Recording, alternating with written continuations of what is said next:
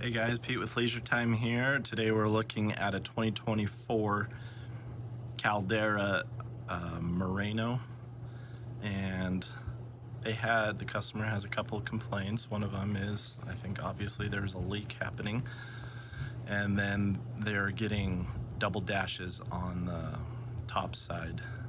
And typically double dashes means that the pressure switch isn't closing or the pressure switch isn't sensing flow. But the pump is turning on and running. From looking at it, it seems to be working properly now. So I'm not sure what was going on with it before.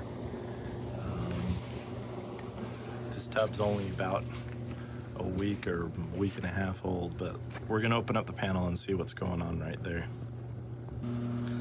Okay, so we got it opened and I'm seeing a lot of moisture dripping down on the pump right here. So let's look up. We got a couple of breather tubes coming down from the filter bucket. And I'm gonna be 100% honest, I'm not sure what the purpose of these breather tubes coming off the filter bucket is for, but the only thing that I've seen them do is cause problems with the breather valves. And they're supposed to be check valves, one-way valves. Air can come in, but water can't get out, but that's not always the case. So what we're gonna do is I'm gonna clip the zip tie up there, and I just put my mouth on the valve and blow in through it, and I push all the water back through the tube into the filter bucket, and then I'm going to run those breather tubes up higher and maybe route them in a way that they can't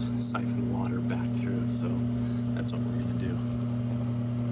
All right, so what I did there is I zip tied one tube right up there as high as I could get it, and then I ran the other one over this way, ran it up as high as I could get it up that way.